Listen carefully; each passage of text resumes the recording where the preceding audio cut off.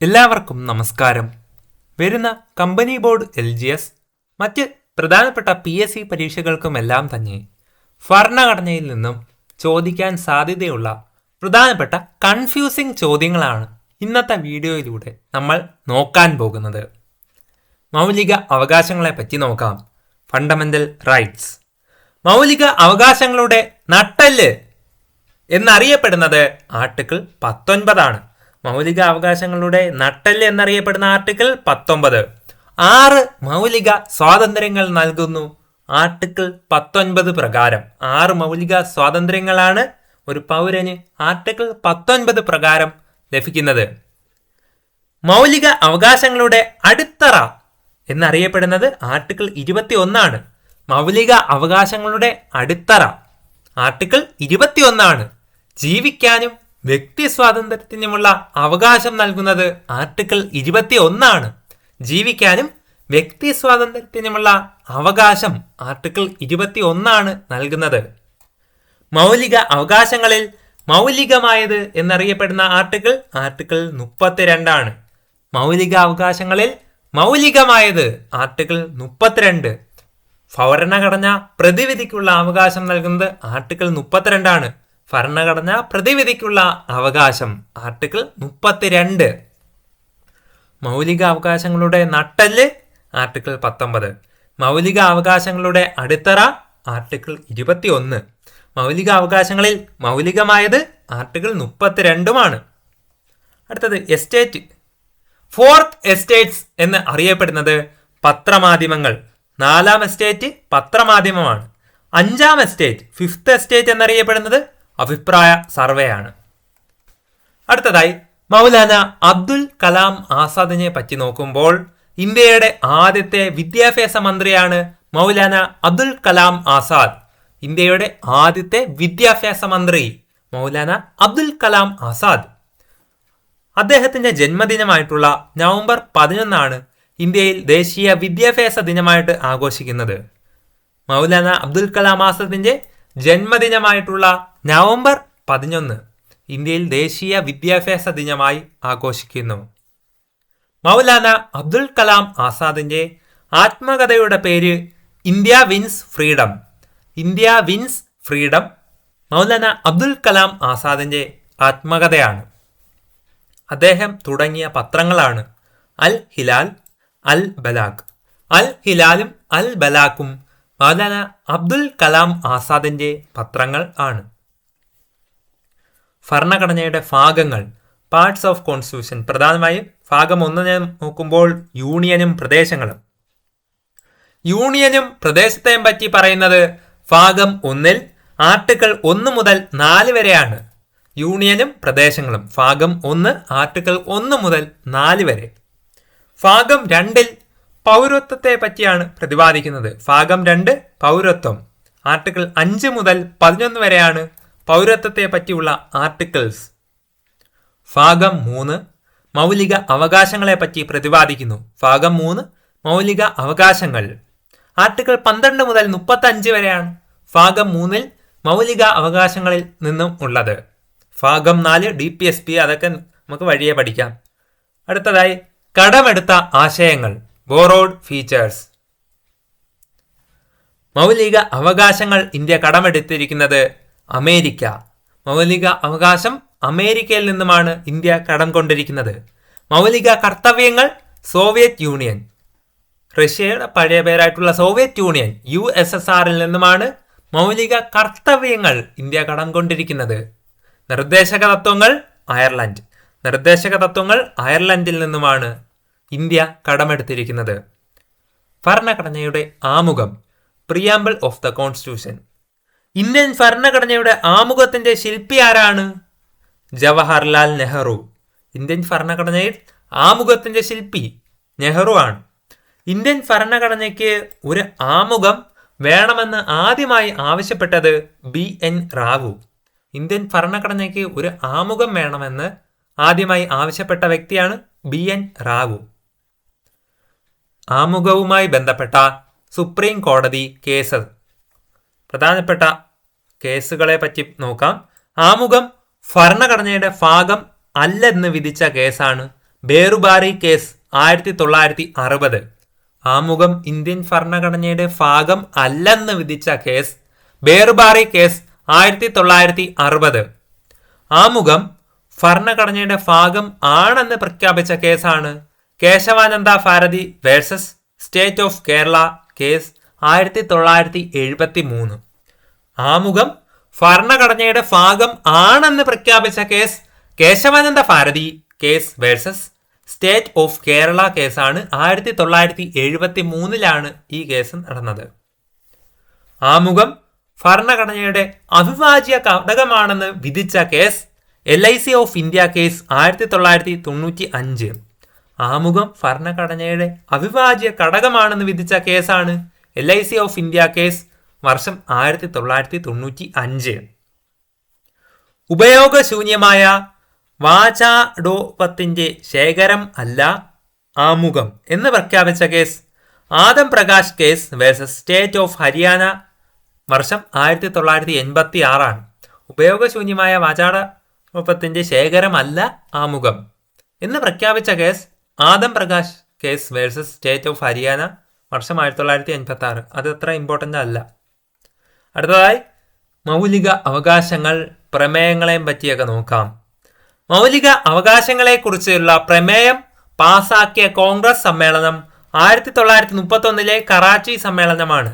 മൗലിക അവകാശങ്ങളെക്കുറിച്ചുള്ള പ്രമേയം പാസാക്കിയ കോൺഗ്രസ് സമ്മേളനമാണ് 1931 കറാച്ചി സമ്മേളനം. അന്ന് INCയുടെ പ്രസിഡന്റായിട്ടിരുന്നത് സർദാർ പട്ടേൽ. INC പ്രസിഡന്റായിട്ട് 1931 കറാച്ചി സമ്മേളനം നയിച്ചത് സർദാർ പട്ടേലാണ്. കറാച്ചി സമ്മേളനത്തിന് മൗലിക അവകാശ പ്രമേയത്തിന്റെ കരട് തയ്യാറാക്കി നൽകിയത് നെഹ്റു ആയിരുന്നു. കറാച്ചി സമ്മേളനത്തിൽ മൗലിക അവകാശ പ്രമേയത്തിന്റെ കരട് തയ്യാറാക്കിയത് ജവഹർലാൽ നെഹ്റു. മൗലിക അവകാശങ്ങളുടെ ശില്പി എന്നറിയപ്പെടുന്ന വ്യക്തി ആരാണ്? സർദാർ വല്ലഭായ് പട്ടേൽ. സർദാർ വല്ലഭായ് പട്ടേലിനെയാണ് മൗലിക അവകാശങ്ങളുടെ ശില്പി എന്നും അറിയപ്പെടുന്നത്. മൗലിക അവകാശങ്ങൾ, അതിന്റെ ചരിത്രം. മൗലിക അവകാശങ്ങളുടെ പ്രഖ്യാപനം ഭാവി ഇന്ത്യയുടെ അടിസ്ഥാനം ആയിരിക്കുമെന്ന് പ്രഖ്യാപിച്ച INC സമ്മേളനമാണ് 1927 മദ്രാസ് സമ്മേളനം. 1927 മദ്രാസ് സമ്മേളനത്തിലാണ് മൗലിക അവകാശങ്ങളുടെ പ്രഖ്യാപനം ഭാവി ഇന്ത്യയുടെ അടിസ്ഥാനമാകുമെന്ന് പ്രഖ്യാപിച്ച INC സമ്മേളനം. 1927 മദ്രാസ് സമ്മേളനത്തിന്റെ പ്രസിഡന്റായിട്ടിരുന്നത് MA അൻസാരി. MA അൻസാരി ആയിരുന്നു 1927 മദ്രാസ് സമ്മേളന അധ്യക്ഷൻ. ആദ്യമായി ഇന്ത്യയിലെ ജനങ്ങൾക്ക് ഉറപ്പു നൽകേണ്ട മൗലിക അവകാശങ്ങളുടെ പട്ടിക രേഖപ്പെടുത്തിയ റിപ്പോർട്ട് ഏതാണ്? 1928 നെഹ്റു റിപ്പോർട്ട്. 1928 നെഹ്റു റിപ്പോർട്ട് പ്രകാരമാണ് ആദ്യമായി ഇന്ത്യയിലെ ജനങ്ങൾക്ക് ഉറപ്പു നൽകേണ്ട മൗലിക അവകാശങ്ങളുടെ പട്ടിക രേഖപ്പെടുത്തിയത്. നെഹ്റു റിപ്പോർട്ട് അവതരിപ്പിച്ചതാരാണ്? മോത്തിലാൽ നെഹ്റു. മോത്തിലാൽ നെഹ്റു ആണ് നെഹ്റു റിപ്പോർട്ട് അവതരിപ്പിച്ചത്. ഭരണഘടനയുടെ ഹൃദയവും ആത്മാവും. ഭരണഘടനയുടെ ഹൃദയവും ആത്മാവും എന്ന് താക്കൂർദാസ് ഭാർഗവ് വിശേഷിപ്പിച്ചത് എന്തിനെയാണ്? ഭരണഘടനയുടെ ആമുഖത്തെയാണ്. ഭരണഘടനയുടെ ഹൃദയവും ആത്മാവും എന്ന് താക്കൂർദാസ് ഭാർഗവ് വിശേഷിപ്പിച്ചത് ആമുഖത്തെയാണ്. ഭരണഘടനയുടെ ഹൃദയവും ആത്മാവും എന്ന് BR അംബേദ്കർ വിശേഷിപ്പിച്ചത് ആർട്ടിക്കിൾ 32 ഇമ്പോർട്ടൻ്റ് ആണ്. BR അംബേദ്കർ ഭരണഘടനയുടെ ഹൃദയവും ആത്മാവും എന്ന് വിശേഷിപ്പിച്ചത് ആർട്ടിക്കിൾ 32 അതായത് ഭരണഘടനാ പ്രതിവിധിക്കുള്ള അവകാശമായിട്ടുള്ള ആർട്ടിക്കിൾ 32 BR അംബേദ്കർ ആണ് ഭരണഘടനയുടെ ഹൃദയവും ആത്മാവും എന്ന് വിശേഷിപ്പിച്ചത്. ഭരണഘടനയുടെ ഹൃദയവും ആത്മാവും എന്ന് താക്കൂർദാസ് ഭാർഗവാണ് വിശേഷിപ്പിച്ചത് ഭരണഘടനയുടെ ആമുഖത്തെയുമാണ്. മാറിപ്പോവല്ലേ. അടുത്തതായി ഭരണഘടനയുടെ സുവർണ ത്രികോണം, ദ ഗോൾഡൻ ട്രയാങ്കിൾ. അതെന്തുവാണ്? Article 14, article 19, article 21. ഈ 3 ആർട്ടിക്കിൾസ് ആണ് ഭരണഘടനയുടെ സുവർണ ത്രികോണം. ആർട്ടിക്കിൾ 14 നിയമത്തിന് മുന്നിൽ എല്ലാവരും തുല്യർ എന്ന് പറയുന്നത് ആർട്ടിക്കിൾ 14 ആർട്ടിക്കിൾ 19 6 മൗലിക സ്വാതന്ത്ര്യങ്ങൾ നൽകുന്നത്. 6 മൗലിക സ്വാതന്ത്ര്യങ്ങൾ ആർട്ടിക്കിൾ 19 നൽകുന്നത്. ആർട്ടിക്കിൾ 21 പ്രകാരം ജീവനും വ്യക്തി സ്വാതന്ത്ര്യത്തിനുമുള്ള ഒരു അവകാശമാണ്. ജീവനും വ്യക്തി സ്വാതന്ത്ര്യവും നൽകുന്നത് ആർട്ടിക്കിൾ 21. അടുത്തതായി കരുതൽ തടങ്കലും അറസ്റ്റും. Preventive detention. കരുതൽ തടങ്കൽ പ്രകാരം ഒരു വ്യക്തിയെ വിചാരണ കൂടാതെ തടവിൽ പാർപ്പിക്കാവുന്ന പരമാവധി കാലാവധി 3 മാസം വരെയാവുന്നു. കരുതൽ തടങ്കൽ പ്രകാരം ഒരു വ്യക്തിയെ വിചാരണ കൂടാതെ തടവിൽ പരമാവധി 3 മാസം വരെ പാർപ്പിക്കാം. ഒരു വ്യക്തിയെ അറസ്റ്റ് ചെയ്താൽ എത്ര മണിക്കൂറിനുള്ളിലാണ് മജിസ്ട്രേറ്റിന് മുന്നിൽ ഹാജരാക്കേണ്ടത്? 24 മണിക്കൂറിനുള്ളിൽ. കരുതൽ തടങ്കൽ ബില്ല് പാർലമെന്റിൽ ആദ്യമായി അവതരിപ്പിച്ചത് സർദാർ വല്ലഭായ് പട്ടേലാണ് കരുതൽ തടങ്കൽ ബില്ല് പാർലമെന്റിൽ ആദ്യമായി അവതരിപ്പിച്ചത്. കരുതൽ തടങ്കൽ പ്രകാരം ഇന്ത്യയിൽ ആദ്യമായി അറസ്റ്റ് ചെയ്യപ്പെട്ടത് ആരാണ്? AK ഗോപാലൻ. 1950 AK ഗോപാലനാണ് കരുതൽ തടങ്കൽ നിയമപ്രകാരം ഇന്ത്യയിൽ ആദ്യമായി അറസ്റ്റ് ചെയ്യപ്പെട്ട വ്യക്തി. കരുതൽ തടങ്കലിനെ കുറിച്ച് പ്രതിപാദിക്കുന്ന വകുപ്പ് ആർട്ടിക്കിൾ 22. ആർട്ടിക്കിൾ 22 കരുതൽ തടങ്കലിനെ പറ്റിയാണ് പ്രതിപാദിക്കുന്നത്. അടുത്തതായി റിട്സ്. സുപ്രീം കോടതിക്ക് റിട്ട് പുറപ്പെടുവിക്കാൻ അധികാരം നൽകുന്ന ആർട്ടിക്കിളാണ് ആർട്ടിക്കിൾ 32. സുപ്രീം കോടതി റിട്ട് ആർട്ടിക്കിൾ 32. ഹൈക്കോടതിക്ക് റിട്ട് പുറപ്പെടുവിക്കാൻ അധികാരം നൽകുന്ന ആർട്ടിക്കിൾ ഏതാണ്? ആർട്ടിക്കിൾ 226. ആർട്ടിക്കിൾ 226 പ്രകാരം ഹൈക്കോടതി റിട്ട് പുറപ്പെടുവിക്കുന്നു. ആർട്ടിക്കിൾ 32 പ്രകാരമാണ് സുപ്രീം കോടതി റിട്ട് പുറപ്പെടുവിക്കുന്നത്. അടിയന്തരാവസ്ഥയും മൗലിക അവകാശങ്ങളും. അടിയന്തരാവസ്ഥ കാലങ്ങളിൽ പോലും റദ്ദ് ചെയ്യാൻ കഴിയാത്ത മൗലിക അവകാശങ്ങൾ ആർട്ടിക്കിൾ 20 21. അടിയന്തരാവസ്ഥ എമർജൻസി കാലഘട്ടത്തിൽ പോലും റദ്ദ് ചെയ്യാൻ കഴിയാത്ത മൗലിക അവകാശങ്ങളാണ് ആർട്ടിക്കിൾ 20 21. ആർട്ടിക്കിൾ 20 എന്താണ്? കുറ്റങ്ങൾക്കുള്ള ശിക്ഷ സംബന്ധിച്ച സംരക്ഷണം. ആർട്ടിക്കിൾ 21 ജീവിക്കാനും വ്യക്തി സ്വാതന്ത്ര്യത്തിനുമുള്ള അവകാശവുമാണ്. അടിയന്തരാവസ്ഥ പ്രഖ്യാപിച്ചാൽ രാഷ്ട്രപതിയുടെ പ്രത്യേക ഇടപെടൽ ഇല്ലാതെ തന്നെ സ്വയം റദ്ദാകുന്ന ആർട്ടിക്കിളാണ് ആർട്ടിക്കിൾ 19. അടിയന്തരാവസ്ഥ പ്രഖ്യാപിച്ചാൽ രാഷ്ട്രപതിയുടെ പ്രത്യേക ഇടപെടൽ ഇല്ലാതെ സ്വയം റദ്ദാകുന്ന ആർട്ടിക്കിൾ 19.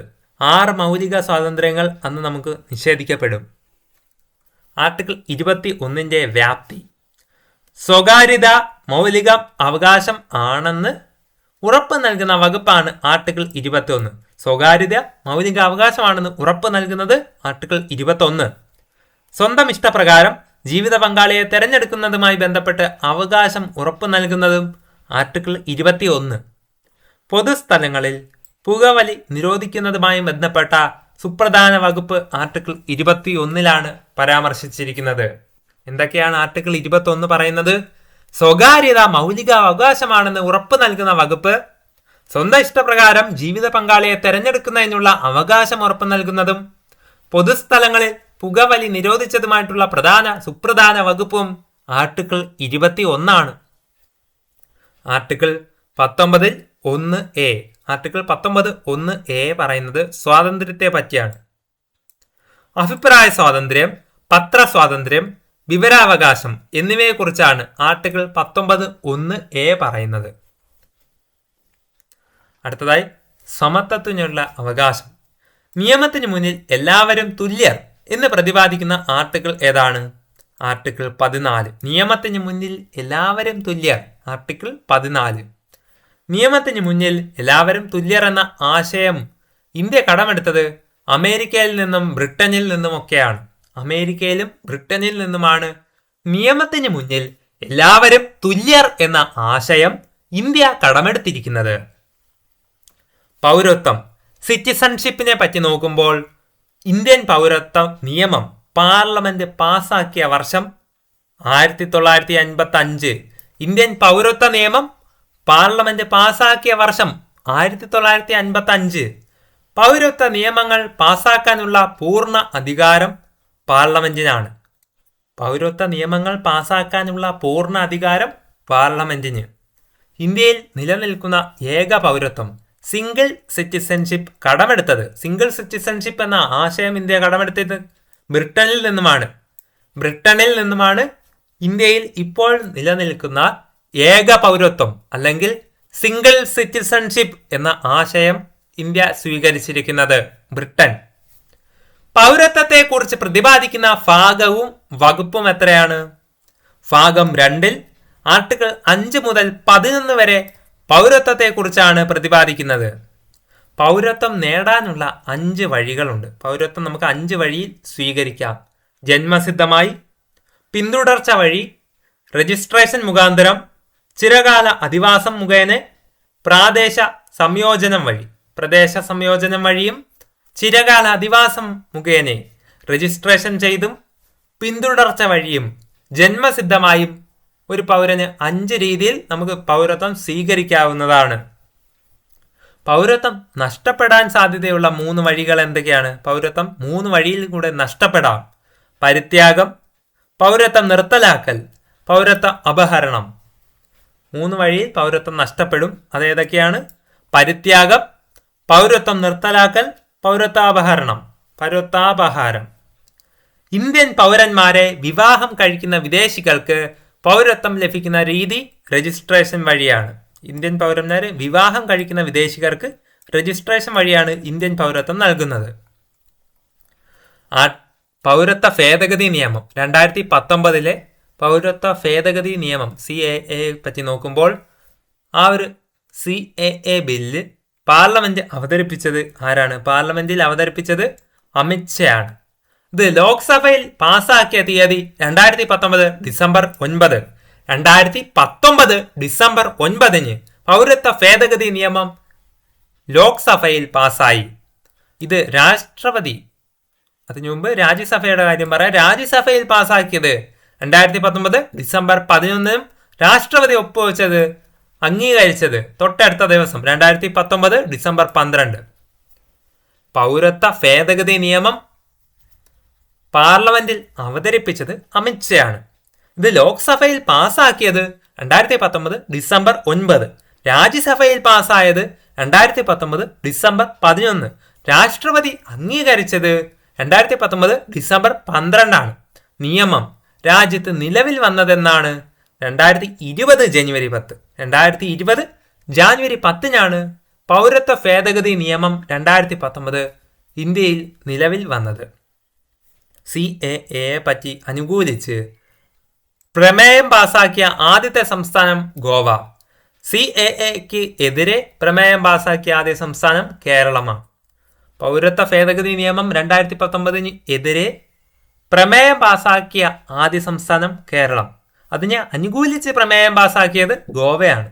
ഇതുവരെ ഭേദഗതി വരുത്തിയത് 9 തവണയാണ് ഭരണഘടന പൗരത്വത്തിൽ ഭേദഗതി വരുത്തി ചെയ്തത്. സ്ത്രീ പുരുഷ സമത്വം. സ്ത്രീ പുരുഷ തുല്യതയെക്കുറിച്ച് പ്രതിപാദിക്കുന്ന മൗലിക അവകാശം ആർട്ടിക്കിൾ 15. സ്ത്രീ പുരുഷ തുല്യതയെ പറ്റി പ്രതിപാദിക്കുന്ന മൗലിക അവകാശം ആർട്ടിക്കിൾ 15 തുല്യ ജോലിക്ക് തുല്യ വേതനം നൽകണമെന്നും അനുശാസിക്കുന്ന നിർദ്ദേശക തത്വമാണ് ആർട്ടിക്കിൾ 39D. തുല്യ ജോലിക്ക് തുല്യ വേതനം നൽകണമെന്ന് അനുശാസിക്കുന്ന നിർദ്ദേശക തത്വം ആർട്ടിക്കിൾ 39D. അടുത്തതായി വിദ്യാഭ്യാസ അവകാശങ്ങൾ.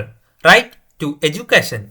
6 മുതൽ 14 വയസ്സ് വരെയുള്ള കുട്ടികൾക്ക് സൗജന്യവും നിർബന്ധിതവുമായ വിദ്യാഭ്യാസം അത് മൗലിക അവകാശമായി നൽകിയത് ആർട്ടിക്കിൾ 21A. ആർട്ടിക്കിൾ 21A പ്രകാരം 6 മുതൽ 14 വയസ്സ് വരെ പ്രായമുള്ള കുട്ടികൾക്ക് സൗജന്യവും നിർബന്ധിതവുമായ വിദ്യാഭ്യാസം നൽകുന്നു, മൗലിക അവകാശമായി നൽകുന്നുണ്ട്. 6 വയസ്സിൽ താഴെയുള്ള കുട്ടികളുടെ പ്രാരംഭ പരിചരണം അതേപോലെ വിദ്യാഭ്യാസവും നിർദ്ദേശക തത്വത്തിലാണ് പറയുന്നത്. ആർട്ടിക്കിൾ 45 പ്രകാരമാണ് 6ൽ താഴെ പ്രായമുള്ള കുട്ടികൾക്ക് പ്രാരംഭ വിദ്യാഭ്യാസം അതേപോലെ പ്രാരംഭ പരിചരണവും വിദ്യാഭ്യാസവും നിർദ്ദേശക തത്വങ്ങളിൽ പരാമർശിക്കുന്നത് ആർട്ടിക്കിൾ 45 പ്രകാരമാണ്. കുട്ടികൾക്ക് വിദ്യാഭ്യാസം ഒരുക്കേണ്ടത് രക്ഷകർത്താക്കളുടെ കടമയാണെന്ന് പറയുന്ന വകുപ്പ് മൗലിക കർത്തവ്യങ്ങളിൽ ആർട്ടിക്കിൾ 51A ആണ്. ആർട്ടിക്കിൾ 51A അതിൽ സബ് ക്ലോസ് Kയിലാണ് കുട്ടികൾക്ക് വിദ്യാഭ്യാസം ഒരുക്കേണ്ടത് രക്ഷകർത്താക്കളുടെ കടമയെന്ന് പറയുന്ന മൗലിക കർത്തവ്യം ആർട്ടിക്കിൾ 51A(k). ഭരണഘടനയുടെ മനസാക്ഷി. മൗലിക അവകാശങ്ങളും നിർദ്ദേശക തത്വങ്ങളും ഭരണഘടനയുടെ മനസാക്ഷി എന്ന് വിശേഷിപ്പിച്ചത് ആരാണ്? ഗ്രാൻവിലെ ഓസ്റ്റിൻ.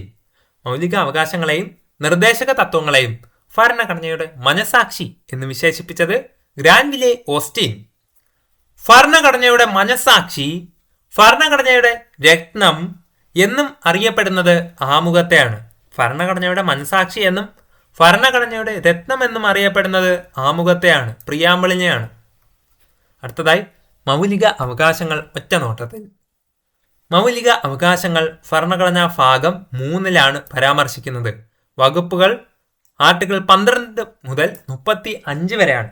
ആർട്ടിക്കിൾ 12 മുതൽ 35 വരെ മൗലിക അവകാശങ്ങളെ പറ്റി പരാമർശിക്കുന്ന വകുപ്പുകളാണ്. ആർട്ടിക്കിൾ 12 മുതൽ 35 വരെയുള്ള വകുപ്പുകളാണ് മൗലിക അവകാശങ്ങൾ. മൗലിക അവകാശങ്ങൾ ഇന്ത്യ കടമെടുത്തിരിക്കുന്ന രാജ്യം അമേരിക്ക. ആകെ 6 മൗലിക അവകാശങ്ങളാണുള്ളത്. മൗലിക അവകാശങ്ങളുടെ ശില്പി എന്നറിയപ്പെടുന്നത് സർദാർ വല്ലഭായ് പട്ടേൽ. മൗലിക അവകാശങ്ങളുടെ ശില്പി എന്ന് അറിയപ്പെടുന്ന വ്യക്തി സർദാർ വല്ലഭായ് പട്ടേൽ. മൗലിക അവകാശത്തിന്റെ സംരക്ഷകൻ സുപ്രീം കോടതി.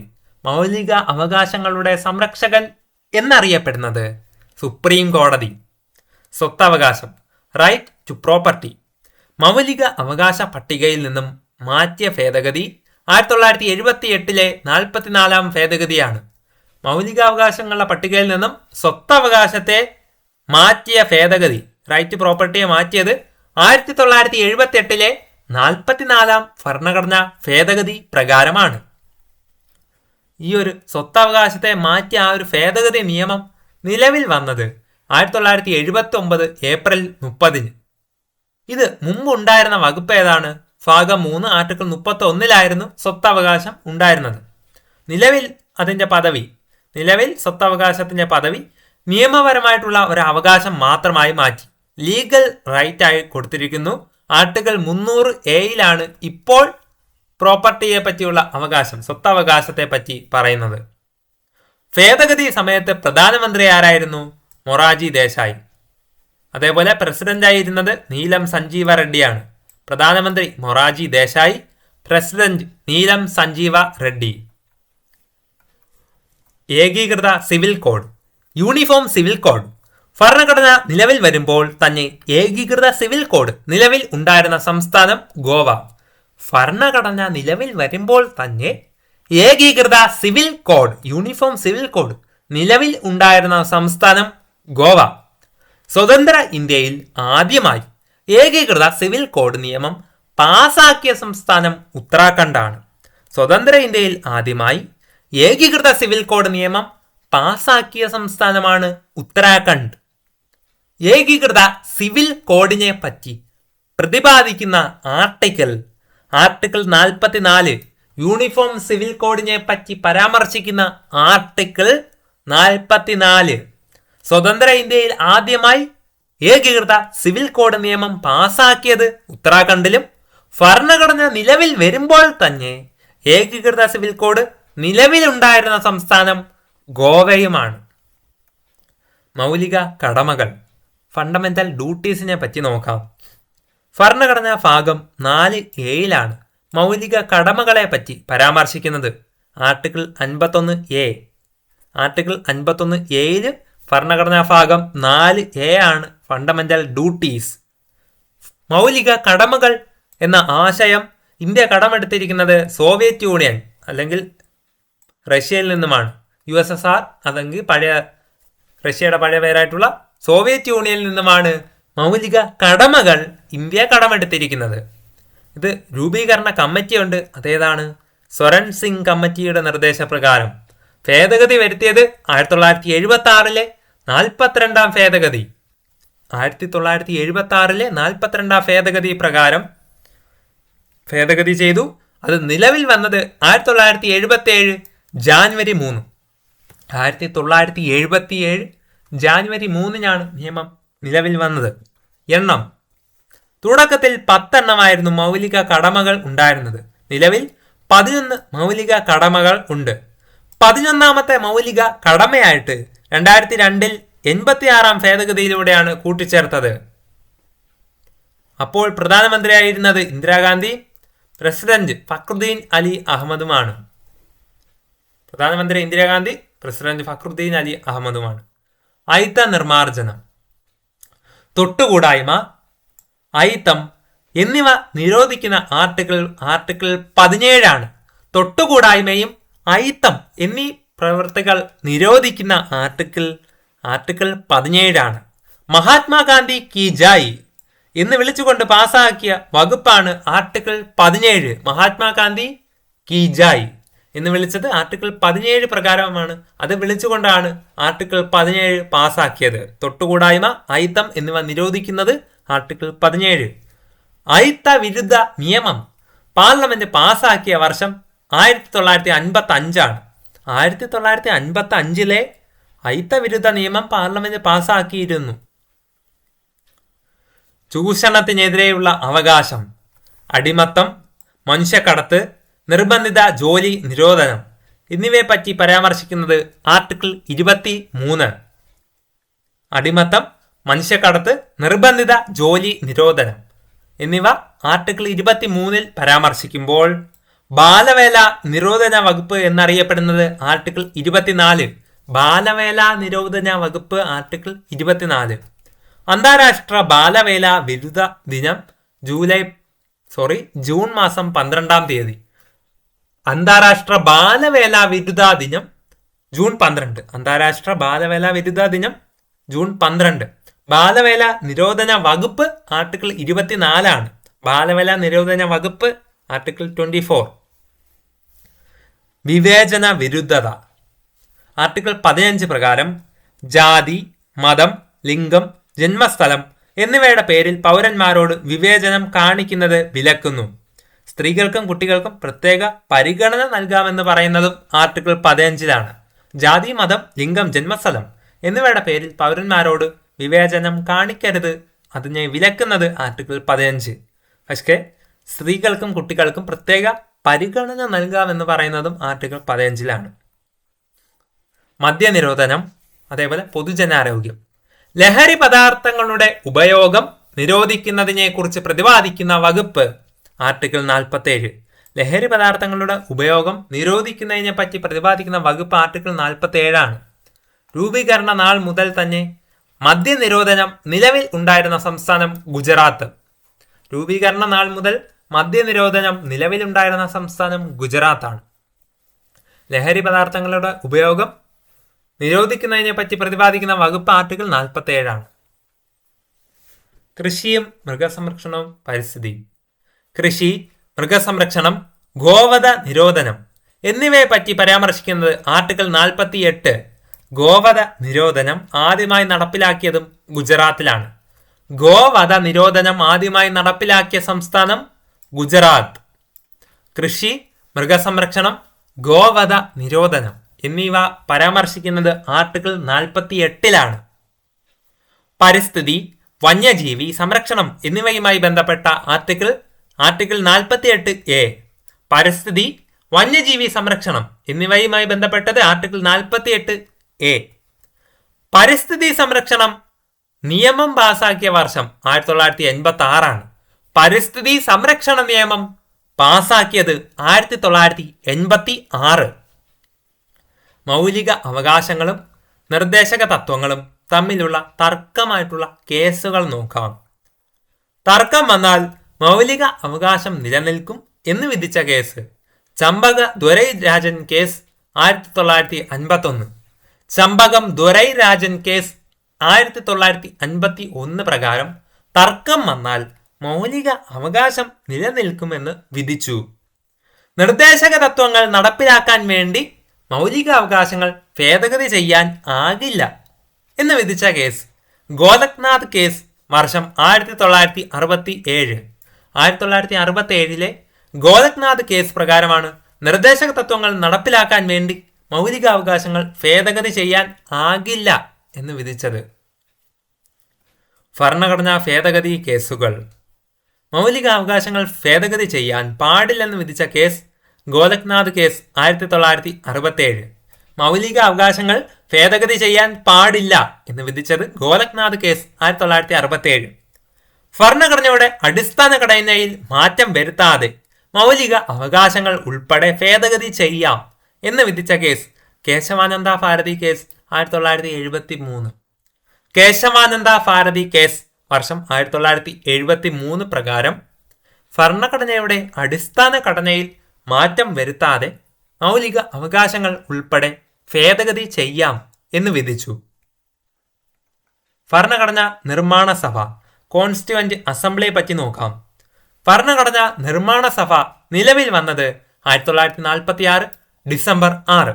1946 ഡിസംബർ 6-നാണ് ഭരണഘടനാ നിർമ്മാണ സഭ കോൺസ്റ്റിറ്റ്യൂവന്റ് അസംബ്ലി നിലവിൽ വന്നത്. ഇതിന്റെ ആദ്യത്തെ സമ്മേളനം നടന്നത് 1946 ഡിസംബർ 9. 1946 ഡിസംബർ 9-ന് കോൺസ്റ്റിറ്റ്യൂവന്റ് അസംബ്ലിയുടെ ആദ്യ സമ്മേളനം നടന്നു. ഇതിന്റെ സ്ഥിരം പ്രസിഡന്റായി തെരഞ്ഞെടുത്തത് 1946 ഡിസംബർ 11-ന് ഡോക്ടർ രാജേന്ദ്ര പ്രസാദിനെയാണ്. ഡോക്ടർ രാജേന്ദ്ര പ്രസാദാണ് ഭരണഘടനാ നിർമ്മാണ സഭയുടെ സ്ഥിരം പ്രസിഡന്റായിട്ട് ആദ്യമായി തെരഞ്ഞെടുക്കപ്പെട്ടത്. ഡേറ്റ് എന്നാണ് 1946 ഡിസംബർ മാസം 11 ജവഹർലാൽ നെഹ്റു ലക്ഷ്യപ്രമേയം അവതരിപ്പിച്ചത് 1946 ഡിസംബർ 13-നാണ്. നെഹ്റു ഈ ഒരു ഭരണഘടനാ നിർമ്മാണ സഭയിൽ തന്റെ ലക്ഷ്യപ്രമേയം അവതരിപ്പിച്ചത് 1946 ഡിസംബർ 13. ഭരണഘടനാ നിർമ്മാണ സഭയുടെ പ്രഥമ സമ്മേളനം അവസാനിച്ചത് 1946 ഡിസംബർ 23-നാണ്. 1946 ഡിസംബർ 23-ന് ഭരണഘടനാ നിർമ്മാണ സഭയുടെ പ്രഥമ സമ്മേളനം അവസാനിച്ചു. ഈ പറഞ്ഞ എല്ലാ ഇമ്പോർട്ടൻറ്റ് ചോദ്യങ്ങളാണ്. നിങ്ങൾ ഒന്നും കൂടെ കേട്ട് കറക്റ്റായി പഠിച്ചു വെച്ചേക്കുക. അധ്യക്ഷന്മാർ. ഭരണഘടനാ നിർമ്മാണ സഭയുടെ താൽക്കാലിക അധ്യക്ഷനാരാണ്? ഡോക്ടർ സച്ചിദാനന്ദ സിൻഹ. ഭരണഘടനാ നിർമ്മാണ സഭയുടെ താൽക്കാലിക അധ്യക്ഷൻ ഡോക്ടർ സച്ചിദാനന്ദ സിൻഹയെ ആദ്യം തെരഞ്ഞെടുത്തു. പക്ഷേ സ്ഥിരം പ്രസിഡന്റായി വന്നത് ഡോക്ടർ രാജേന്ദ്ര പ്രസാദാണ്. ഭരണഘടനാ നിർമ്മാണ സഭയുടെ സ്ഥിരം പ്രസിഡന്റ് ഡോക്ടർ രാജേന്ദ്ര പ്രസാദ്. ഭരണഘടന അംഗീകരിച്ചത്. ഇന്ത്യൻ ഭരണഘടന അംഗീകരിച്ചത് അല്ലെങ്കിൽ സ്വീകരിക്കപ്പെട്ടത് എന്ന ചോദ്യം പ്രധാനമാണ്. അതിൻ്റെ ഉത്തരം 1949 നവംബർ 26 ഇന്ത്യൻ ഭരണഘടന അംഗീകരിച്ച തീയതി അല്ലെങ്കിൽ ഇന്ത്യൻ ഭരണഘടന സ്വീകരിക്കപ്പെട്ട തീയതി 1949 നവംബർ 26. നവംബർ 26 1949-നാണ് ഇന്ത്യൻ ഭരണഘടന അംഗീകരിച്ചത്. അതുകൊണ്ട് ഭരണഘടനാ ദിനം അല്ലെങ്കിൽ നിയമദിനം എന്ന് ചോദിച്ചാൽ ഉത്തരം നവംബർ 26. ഭരണഘടനാ ദിനമായിട്ടും നിയമദിനമായിട്ടും ആഘോഷിക്കുന്നത് നവംബർ 26. ഭരണഘടനാ ആശയം. ഇന്ത്യക്ക് ഒരു ഭരണഘടന വേണം എന്നുള്ള ആശയം ആദ്യമായി ഉന്നയിച്ചത് M.N. റോയ് ഇന്ത്യൻ പാട്രിയറ്റ് എന്ന മാസികയിലാണ്. M.N. റോയ് ഇന്ത്യക്ക് ഒരു ഭരണഘടന വേണമെന്ന ആവശ്യം ആദ്യമായി ഉന്നയിച്ചത്. ആദ്യമായി ആവശ്യപ്പെട്ട രാഷ്ട്രീയ പാർട്ടി സ്വരാജ് പാർട്ടിയാണ്. ഇന്ത്യക്ക് ഒരു ഭരണഘടന വേണമെന്ന് ആദ്യമായി ആവശ്യപ്പെട്ട രാഷ്ട്രീയ പാർട്ടി സ്വരാജ് പാർട്ടി. 1923 മോത്തിലാൽ നെഹ്റുവും CR ദാസുമാണ് ഇതിൽ നേതൃത്വം നൽകിയത്. നിർദ്ദേശക തത്വങ്ങളുടെ തരംതിരിവ്. ലക്ഷ്യം സാമൂഹിക സാമ്പത്തിക നീതി കൈവരിച്ച് ഒരു ക്ഷേമരാഷ്ട്രം വെൽഫെയർ സ്റ്റേറ്റ് സ്ഥാപിക്കുക എന്നതാണ് നിർദ്ദേശക തത്വങ്ങളുടെ പ്രധാന ലക്ഷ്യം. സാമൂഹിക സാമ്പത്തിക നീതി കൈവരിച്ച് ഒരു ക്ഷേമരാഷ്ട്രം വെൽഫെയർ സ്റ്റേറ്റ് സ്ഥാപിക്കുക. നിർദ്ദേശക തത്വങ്ങളെ 3 തരംതിരിച്ചിരിക്കുന്നു. അവ ഏതൊക്കെയാണ്? ഗാന്ധിയൻ ആശയങ്ങൾ, സോഷ്യലിസ്റ്റ് ആശയങ്ങൾ, ഉദാര ആശയങ്ങൾ. ഗാന്ധിയൻ ആശയങ്ങൾ. ഗ്രാമപഞ്ചായത്തിന്റെ രൂപീകരണം.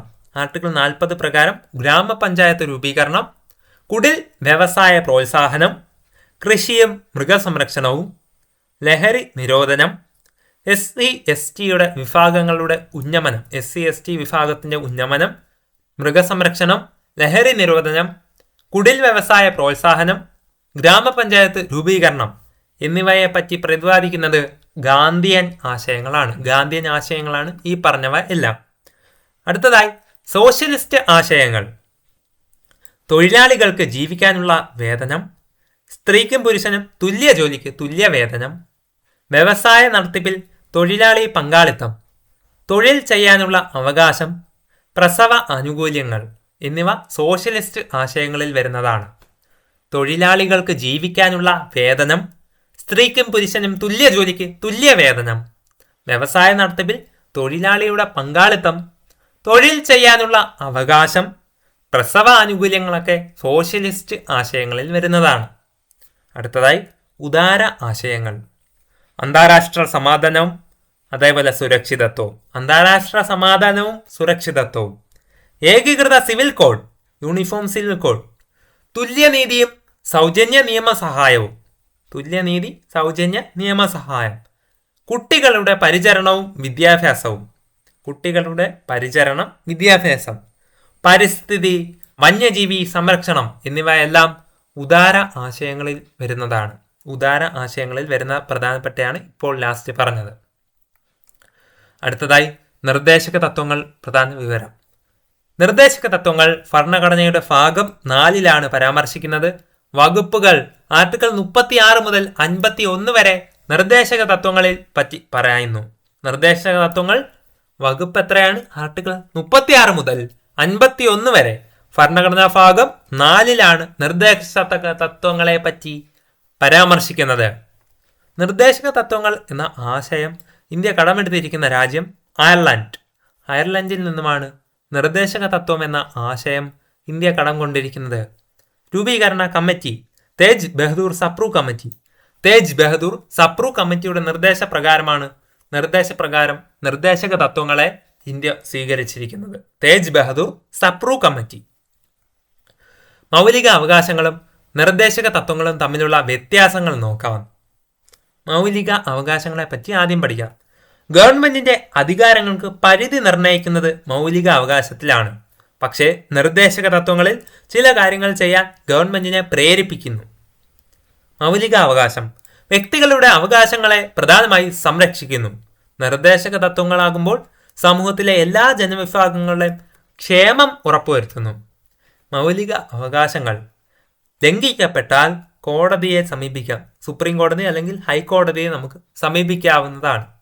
നിർദ്ദേശക തത്വങ്ങൾ ലംഘിക്കപ്പെട്ടാൽ കോടതിയെ സമീപിക്കാൻ സാധിക്കുകയില്ല. ഭേദഗതി വരുത്തുന്നതിനുമായി സങ്കീർണമായ നടപടിക്രമങ്ങളുണ്ട് മൗലിക അവകാശത്തിന്. നിർദ്ദേശക തത്വങ്ങൾ ഭേദഗതി നടപടി താരതമ്യേന ലളിതമാണ്. മൗലിക അവകാശങ്ങൾ രാഷ്ട്രീയ ജനാധിപത്യത്തെ പ്രാവർത്തികമാക്കുന്നത് മൗലിക അവകാശങ്ങളാണ്. നിർദ്ദേശക തത്വങ്ങളാകുമ്പോൾ സാമൂഹിക സാമ്പത്തിക ജനാധിപത്യത്തെ സാക്ഷാത്കരിക്കുന്നത് നിർദ്ദേശക തത്വങ്ങളാണ്.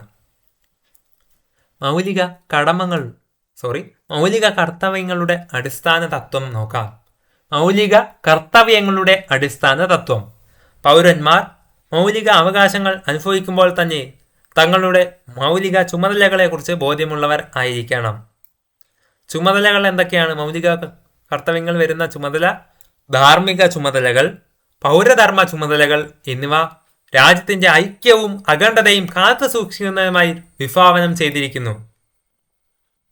ധാർമ്മിക ചുമതല, പൗരധർമ്മ ചുമതലകൾ എന്നിവ രാജ്യത്തിന്റെ ഐക്യവും അഖണ്ഡതയും കാത്തു സൂക്ഷിക്കുന്നതിനായി വിഭാവനം ചെയ്തിരിക്കുന്നു.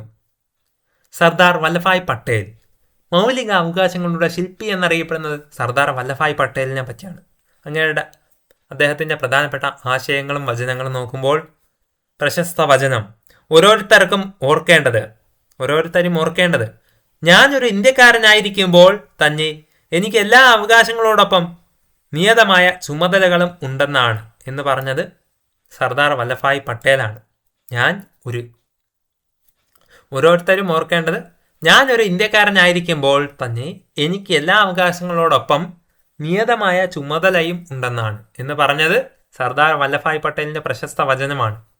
ഇന്ത്യയുടെ ആദ്യ ഉപപ്രധാനമന്ത്രിയും ആദ്യത്തെ ആഭ്യന്തരമന്ത്രിയുമായി ഇരുന്നത് സർദാർ വല്ലഭായ് പട്ടേലാണ്. ഇന്ത്യയിലെ ആദ്യത്തെ ഉപപ്രധാനമന്ത്രി, ആദ്യത്തെ ആഭ്യന്തര മന്ത്രി സർദാർ വല്ലഭായ് പട്ടേൽ ആയിരുന്നു. എനിക്ക് ഒരേ ഒരു കൾച്ചറേ അറിയാവൂ, അത് അഗ്രികൾച്ചർ ആണ് എന്ന് പറഞ്ഞതും സർദാർ വല്ലഭായ് പട്ടേലാണ്. എനിക്ക് ഒരേ ഒരു കൾച്ചറേ അറിയാവൂ, അത് അഗ്രികൾച്ചർ ആണ് എന്ന് പറഞ്ഞത് സർദാർ വല്ലഭായ് പട്ടേൽ. മൗലികാവകാശങ്ങളുടെ ശില്പി എന്നറിയപ്പെടുന്നത് സർദാർ വല്ലഭായ് പട്ടേലാണ്. തുല്യവേതനം. സ്ത്രീക്കും പുരുഷനും തുല്യ ജോലിക്ക് തുല്യ വേതനം നൽകണമെന്ന് അനുശാസിക്കുന്ന വകുപ്പ് ആർട്ടിക്കിൾ 39D ആണ്. സ്ത്രീക്കും പുരുഷനും തുല്യ ജോലിക്ക് തുല്യ വേതനം നൽകണമെന്ന് അനുശാസിക്കുന്ന വകുപ്പ് ആർട്ടിക്കിൾ 39D. ഇതുമായി ബന്ധപ്പെട്ട് നിലവിൽ വന്ന നിയമം 1976 തുല്യ വേതന നിയമമാണ്. തുല്യ വേതന നിയമം 1976 ഇതുമായി ബന്ധപ്പെട്ടിരിക്കുന്നു. ആർട്ടിക്കിൾ 39D ആണ് ഇത് പരാമർശിക്കുന്നത്. തദ്ദേശ സ്വയംഭരണം, ലോക്കൽ സെൽഫ് ഗവൺമെന്റ്. ഗ്രാമപഞ്ചായത്തുകൾ സംഘടിപ്പിക്കൽ ആർട്ടിക്കിൾ 40 പരാമർശിക്കുന്നു. ഗ്രാമപഞ്ചായത്തുകളുടെ സംഘടിപ്പിക്കുന്നത് ആർട്ടിക്കിൾ 40 പഞ്ചായത്തി രാജ് ഇന്ത്യയിൽ നിലവിൽ വന്ന തീയതി 1993 ഏപ്രിൽ 24. 1993 ഏപ്രിൽ 24 പഞ്ചായത്തി രാജ് ഇന്ത്യയിൽ നിലവിൽ വന്നത്. ദേശീയ പഞ്ചായത്തി രാജ് ദിനം ഏപ്രിൽ 24 അതുകൊണ്ട് നമ്മൾ ആഘോഷിക്കുന്നത്. 1993 ഏപ്രിൽ 24 പഞ്ചായത്തി രാജ് ഇന്ത്യയിൽ നിലവിൽ വന്നത്.